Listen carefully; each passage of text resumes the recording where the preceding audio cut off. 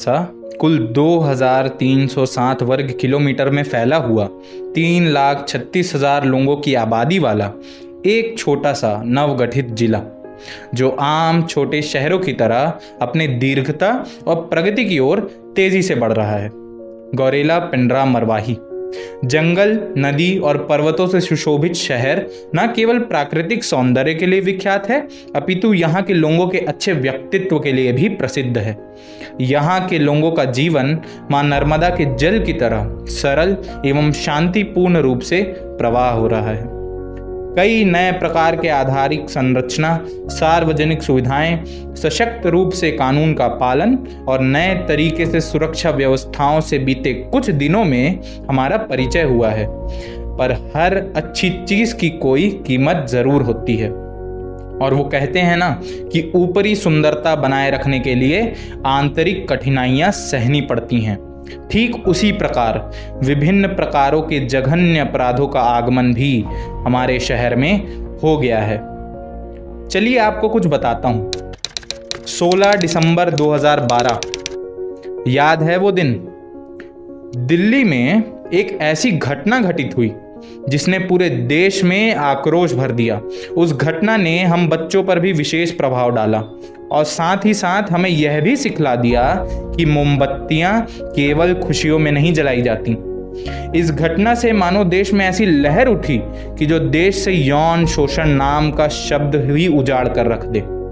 लेकिन इन सारे अभियानों का कोई भी स्वर इस बधिर समाज के कानों तक ना पहुंच सका, बल्कि 27 नवंबर 2019 को उससे भी भयावान एवं दिल दहलाने वाली घटना हैदराबाद में हुई, जहां युवती को जीवित ही जला दिया गया। मगर आश्चर्य की बात तो यह थी कि 2019 में घटित घटना की सजा 2012 को घटित घटना के पहले सुना दी गई। लेकिन यह फैसला इस बात को भी साबित कर दिया कि चट्टान रूपी समाज आखिर कितना भी जटिल क्यों ना हो, परंतु जल समान बदलाव की धारा चट्टान को काटने का बल रखती है, और वक्त को बदलने में वक्त लगेगा ही। दुर्घटना सदैव पीड़ा देती है, परंतु सबक भी सिखाती है, और यह घटना कुछ युवाओं के मन पर आघात छोड़ चुकी है। यह घटना एक ऐसे आभास की जननी है जिसकी अनुभूति हमें आज से पहले कई बार हुई थी, लेकिन मानव की यह सोच कि वो घटना स्थल से जितना दूर है उतना सुरक्षित है, इस सोच ने इन असामाजिक तत्वों का निवारण नहीं करने दिया। लेकिन यह घटना इस बात का प्रमाण देती है कि अनहोनी और अन्याय की कोई सीमा नहीं है, और आप ऐसी दुर्घटनाओं का उदाहरण ना बने, इसलिए इस जागरूकता अभियान का प्रारंभ किया गया है। पर यह सब मैं आपको क्यों बता रहा हूं? आप तो इन सभी घटनाओं से परिचित होंगे, पर ये सारी बातें हम भूल जाते हैं। हम इनसे कुछ सीखते नहीं हैं। थोड़े दिनों का आक्रोश, फिर सब कुछ सामान्य हो जाता है। इंसान कब तक अंधा बना रहता है? जब तक वो कुछ ऐसा उसके या उसके करीबी लोगों के साथ घटित नहीं होता। हमारे पावन क्षेत्र में भी ऐसे दारुण अपराध बढ़ते जा रहे हैं। हर दूसरे दिन कोई ऐसा खबर आ ही जाता है जिसे सुनकर समाज का मुख लज्जा से झुक जाता है। समस्या के बारे में सब बात करते हैं, पर समाधान के बारे में कोई बात नहीं करता। सवाल यह है कि हम कब तक अंधे बने रहेंगे? कब तक ऐसे महत्वपूर्ण विषयों पर चुप्पी साधे रहेंगे? आखिर कब तक? आज हर तीसरा व्यक्ति इस विषय पे बात तो करता है, पर इसके निवारण तक नहीं पहुंच सका है। और एक सामाजिक सर्वेक्षण की मदद से हम 3 सरल, सहज और नैतिक हल पर पहुंचे हैं। पहला, स्प्रेड अवेयरनेस विदाउट हेजिटेशन। समाज में बने इस मानसिक संकोच को मिटाना होगा कि इस विषय पर बात करना असभ्य, असामाजिक या फिर अभद्र है। जब तक बीमारी के बारे में बात नहीं होगी, तब तक इलाज कैसे होगा? और यह करने के लिए हमें ज़्यादा से ज़्यादा लोगों को इन विषयों के बारे में बात करने के लिए प्रेरित करना होगा।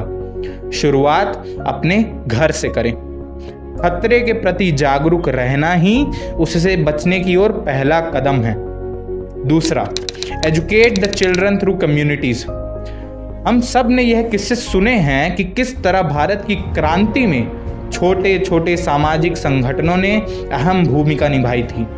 ठीक उसी प्रकार हम इन छोटे संगठनों जैसे हमारे क्षेत्र के धार्मिक संगठन की मदद से बैड टच और गुड टच की जानकारी बच्चों और उनके माता पिता तक उपलब्ध करा सकते हैं। याद रखिए, अज्ञानता ही अपराध की जननी है। तीसरा, encourage your children to openly talk to you. हम सब इस बात से वाकिफ हैं कि हमारे परिवार में सबसे ज़्यादा जिम्मेदार हमारे माता पिता हैं। इसी वजह से इस जागरूकता अभियान का सबसे कठिन कार्य हम उन्हें सौंप रहे हैं। जिस प्रकार असामाजिक तत्व इस समाज में बढ़ रहे हैं तो उसे साफ करने की शुरुआत तो अपने घर से ही करनी होगी।